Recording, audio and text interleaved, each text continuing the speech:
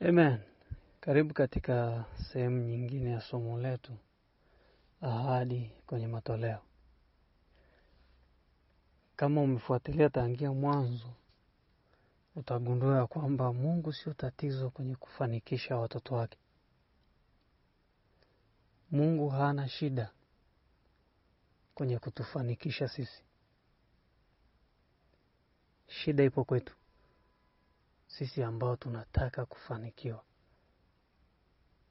kwa sababu tumewekewa maamuzi, tumepewa njia, na tukaambiwa ya kwamba njia ni hii. Kama vile kwa Yoshua alivyoambiwa kwamba kitabu hiki cha Torati kisitoke kinywani mwako, uyatafakari maneno yake mchana na usiku, na kuyaangalia na kutenda kila ambacho kimeandikwa, ndipo utakapostawi na ndipo utakapofanikisha njia zako, ndipo utakapofanikiwa katika mambo yako. Tunataka mafanikio hasa katika eneo la fedha. Lakini je, tupo tayari kufanya sawasawa na maagizo ya Mungu? Sawasawa na alichokisema Kristo? Sawasawa na neno ambalo Roho Mtakatifu amezungumza? Kufanikiwa, Mungu anataka kila mmoja afanikiwe. Lakini sio yeye anayepanga nani afanikiwe na nani asifanikiwe. Sio yeye ambaye anapanga kwamba hawa wameokoka lakini hawafanikiwi, wala hawajaokoka lakini wanafanikiwa. Sio yeye anapanga. Ni watu ambao wameamua kufuata kanuni, maagizo yake, ndio ambao wanaweza kufanikiwa. Hata ambao hawajamwamini Mungu, ndio hata ambao hawajamwamini Mungu wanaweza kufanikiwa. Kwa nini Mungu asizuie? No. Mungu anasema yeye ananyeshea mvua wema na waovu. Kwa kuwa unafuata tu kanuni za ufalme wa Mungu, basi kanuni zinaenda zenyewe. Amen. Tunajifunza habari ya utoaji na tunazungumza kwamba utoaji, kwa mfano kutoa fedha, ndipo kunaposababisha fedha zaidi kuja kwa mtu. Ukiwafuatilia watu ambao hawamwamini Kristo, hawamwamini Mungu, wanafanya kanuni hiyo, wanaitekeleza, wanatenda sawasawa na hilo neno, japo hawaangalii neno. Wao wanachojua tu ni kwamba utende wema, uwajali watu, uwapende watu. Karibia dini zote zinazungumzia kusaidia watu. Kwa hiyo hata wale ambao sio wa Kristo wanasaidia watu, wanajitoa, wanatoa sadaka. Amen. Kwa sababu wanafuata hiyo kanuni inafanya kazi kwao ya wao kutajirika na kuzidishwa.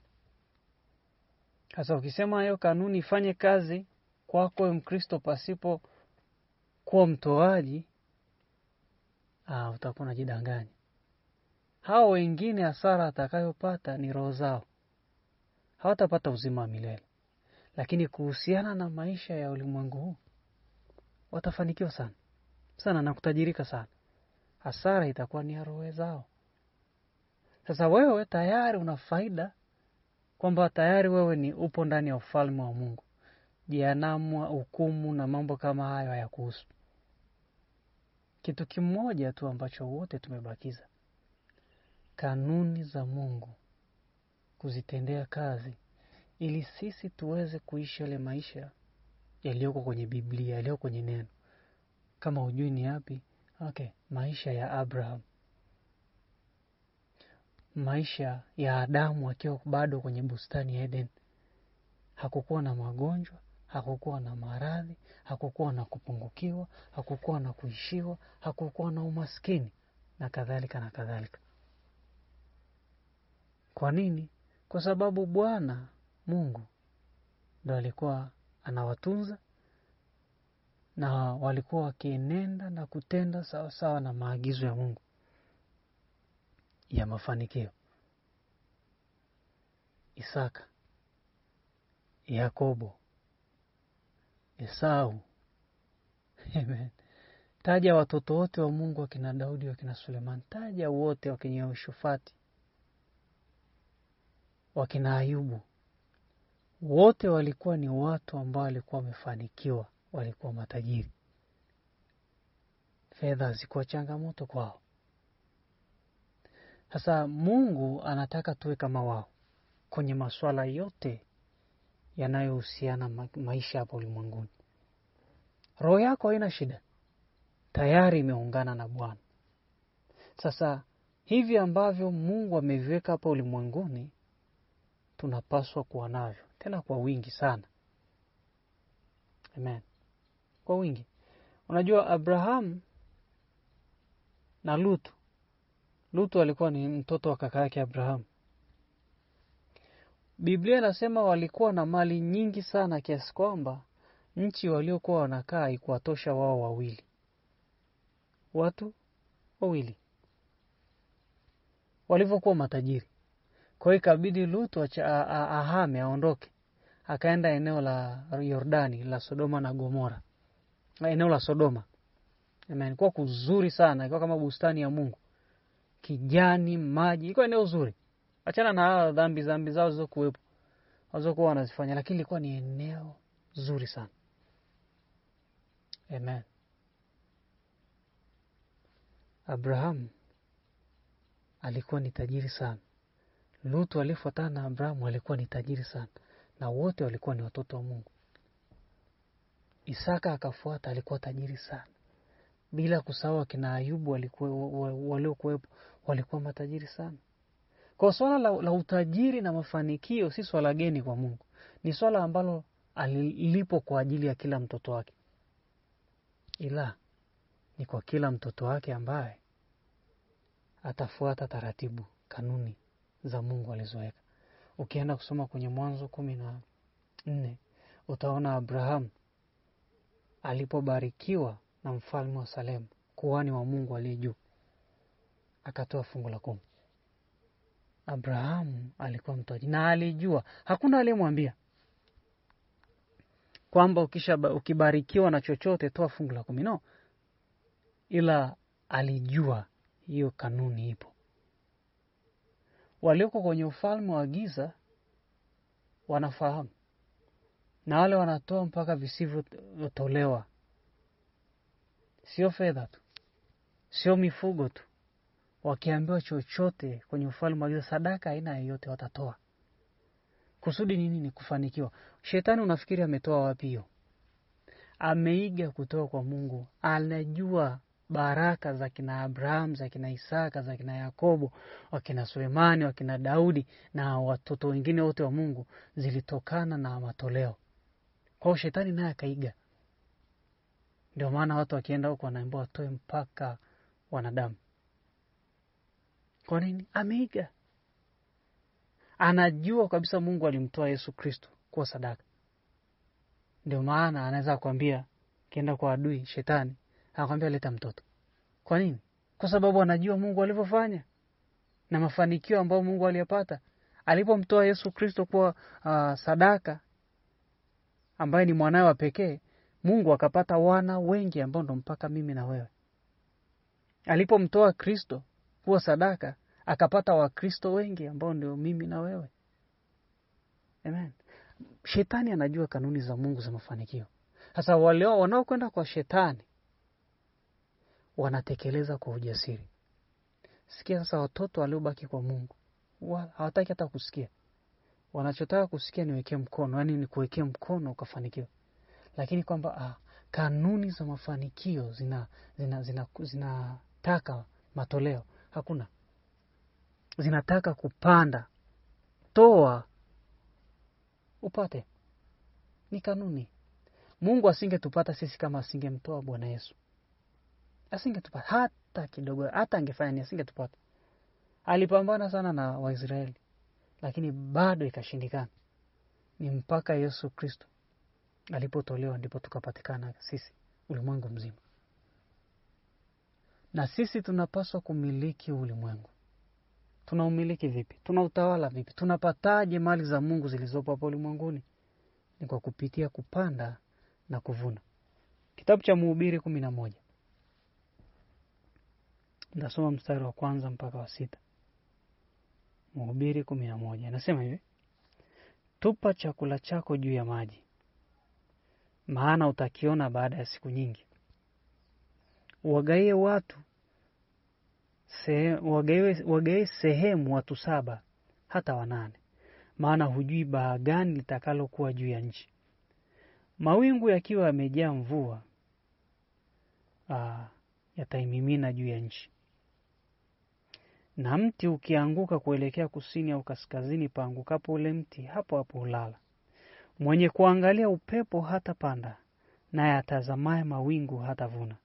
Kama vile usivyojua njia ya upepo ni ipi, wala mifupa ikuavyo tumboni mwake mjamzito, kadhalika huijui kazi ya Mungu afanyaye mambo yote. Asubuhi panda mbegu zako, wala jioni usilegeze mkono wako, kwa maana wewe hujui ni zipi zitakazofanikiwa au zitakazoota, kama ni hii au ni hii, au kama zote zitafaa sawa sawa, zitaota sawa sawa. Haleluya. Neno hili linatufundisha sio kuwa mchoyo, sio kushikilia kile ulichonacho, ni kutumia kile ulichonacho kuzalisha kingine. Amen. Kwa mfumo wa ufalme wa Mungu. Najua tunapozungumza kupanda na kuvuna, ukilizungumza kanisani, watu wataliona kwamba kama si neno la Mungu, au kama unazungumza kwa nia ya kwamba ujinufaishe. Lakini watu hao wapeleke shambani wakapande, ukiongea nao kuhusiana na kupanda na kuvuna, wala hawashangai, kwa sababu wanaona ni jambo la kawaida. Ila linapokuja kutokea kwa Mungu, haliwi jambo la kawaida. Wanachukulia kama si kitu chenyewe, si jambo la kawaida. Wanaona no, haiwezekani. Yaani wanaamini kupanda kwenye ardhi mbegu yote kuliko wanavyoamini kupanda fedha kwa Mungu yote wapate mavuno. Alafu wanasahau aliyeumba ardhi na kuweka utaratibu kwamba ukipanda mbegu kwenye ardhi, ardhi itaotesha hiyo mbegu. Wanasahau kwamba ni Mungu mwenyewe. Wanasahau kwamba ukiweka mbegu yako kwenye ardhi, ni uweza na nguvu za Mungu unasababisha yote. Kwa hiyo wanaamini zaidi, nikiweka kwenye udongo itaota na kunipa mavuno. Lakini hawataki kuamini kwamba nikiitoa kwa Mungu, hii fedha Mungu atanizidishia. Sasa swali ni hili: aliyeumba hiyo ardhi na akaifanya hiyo ardhi ukiweka mbegu yote ni nani? Utasema ni Mungu, kitu ambacho ni kweli. Kwa hiyo unamwamini Mungu kwenye ardhi kiasi kwamba huna mashaka hata ukiweka mbegu kwenye hiyo ardhi. Haujawahi kuweka mbegu alafu kapata wasiwasi kama itaota. Unajua itaota. Haujawahi weka mbegu alafu kapata mashaka ukasema labda ardhi inaweza ikakataa. Wala upate wasiwasi. Unajua itaota. Lakini linapokuja swala la kwamba ninapanda kwa Mungu, kwa nini unakuwa na wasiwasi? Wakati Mungu anayefanya mbegu shambani yote ndio huyo huyo ambaye atafanya fedha yote ikue na wewe upate mavuno mengi ya fedha, upate fedha zaidi. Ndio Mungu huyo huyo anayesababisha ardhi ikupe mazao. Ndio Mungu huyo atasababisha hiyo fedha uliyopanda kwake ikuletee fedha nyingi, upate fedha nyingi zaidi au ikuletee fedha nyingi zaidi. Mungu ni huyo huyo. Inakuaje kwenye shambani unamwamini alafu kwenye kumpatia fedha wewe umwamini? Kwamba unaona ana uwezo kwenye ardhi lakini hana uwezo ninapomkabidhi fedha. Alafu unasema ninamwamini Mungu. haumwamini Mungu. Ishara ya kwamba unamwamini Mungu ni yeye kuwa na sehemu katika matoleo yako, katika mapato yako. Swali ni je, anayo sehemu yake? Na kama anayo, je, ni kubwa kiasi gani? Kwa sababu watu wengi wanajua tu fungu la 10. Hajasema hapo ndo mwisho. Amen. Kwa hiyo ni kubwa kiasi gani? Bado uko tu pale pale kwenye fungu la 10. Bado haujaweza kupiga hatua kutoka hapo. Amen. Kwa hiyo neno linasema hivi. Chakula ulichonacho, sehemu hicho chakula tupa juu ya maji. Maana utakiona. Kwa maana nyingine panda. Amen. Uwagaie watu sehemu ya 7 hata ya 8. Maana hujui nini kitakachotokea juu ya nchi. Kwa maana nyingine ni hii. Bwana Yesu alisema wapeni watu vitu alafu nanyi mtapewa. Kwa hiyo anasema wape watu. Kwa sababu hujui nini kitakachotokea. Maana itafika mahali kwamba na wewe utakuwa na uhitaji wa kupewa. Watu hao Mungu ndiye atakayewatumia kukupatia. Kama una habari, hiyo ndio habari. Sio lazima hao uliowapa, lakini wanadamu hao ndio Mungu anaowatumia. Mstari wa 3, mawingu yakijaa mvua yataimimina juu ya nchi, na mti ukianguka kuelekea kusini au kaskazini, paangukapo ule mti hulala hapo hapo. Mstari wa 4, mwenye kuangalia upepo hatapanda. Unajua nazungumza nini? Kuna watu wanakuambia nikipata fedha nyingi, niombe. Nikipata fedha nyingi tu nitasupport huduma yako. Nitatoa fedha nyingi sana. Niombe nipate mamilioni ya fedha. Haiendi hivyo. Hatuangalii kwanza upepo unaendaje ndo tutoe. Tunatoa wakati ule ambako hata mambo hayaeleweki. Kwa nini? Kwa sababu tunayemtolea au tunapotoa ni kwa Mungu Baba yetu, ambaye yeye ndiye anamiliki watu, ndiye anamiliki vitu. Fedha na dhahabu ni mali yake. Hata ana uwezo wa kufanya chochote katika hali yoyote kunipatia ninachohitaji, kunipatia fedha ninazozihitaji, kunipa msaada ninaohitaji. Hasa kama unaangalia kwamba leo nina kidogo, kesho nina nyingi, au unaangalia kwanza mahitaji yako, nikitoa sasa na mahitaji nilionayo itakuwaje? Kama ndivyo unavyoangalia, utaweza kupanda. Tunachoangalia kwanza ni Mungu kasema nini.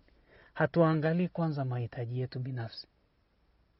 Ukiangalia mahitaji yako binafsi na usipomwangalia Mungu, hutakaa upande. Na kwa sababu hupandi, hautakaa uvune. Kwa sababu unaangalia mahitaji, fedha ulionayo hutatoa sehemu kwa ajili ya Mungu, kwa Mungu. Kwa maana hiyo utakula yote na hautakaa upate fedha nyingine. Na hata kama utajua kupata ni kwa jasho haswa. Kwa nini? Kwa sababu Mungu hahusiki na mapato yako. Ili Mungu ajihusishe na mapato yako, ina maana Mungu lazima awe na sehemu katika mapato yako. Mstari wa 6, asubuhi panda mbegu zako, wala jioni usilegeze mkono wako. Kwa nini? Kwa maana haujui ni zipi zitakazofanikiwa, zitakazoota. Kama ni hii au zote zitaota kwa wakati mmoja. Amen. Na ukirudi mstari wa 5 anasema kama usivyojua njia ya upepo, wala jinsi mifupa ikwavyo tumboni mwake mjamzito, kadhalika hujui kazi ya Mungu afanyaye mambo yote. Kwa hiyo anasema kwa kuwa hujui kazi ya Mungu, asubuhi panda mbegu, jioni panda mbegu. Kila wakati ambapo Mungu anakubariki kwa kitu, Mungu anakubariki kwa fedha. Nazungumza fedha kwa sababu fedha ndio kitu kikubwa ambacho kinatumika sasa. Mungu anapokubariki kwa fedha, wakati wote toa sehemu kwa ajili ya Mungu. Cha chini kabisa ni fungu la 10.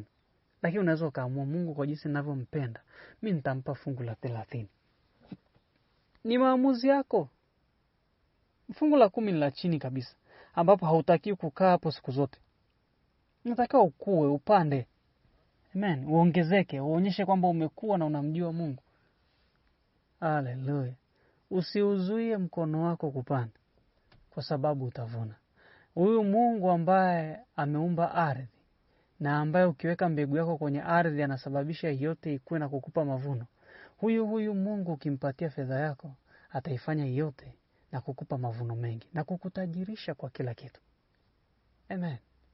Hallelujah. Maamuzi ya mafanikio ni ya kwetu. Tukitaka kufanikiwa, Mungu hana shida, atatufanikisha. Tusipotaka wala hana shida tutaendelea kusota wakati uwezo wa kufanikiwa tunao.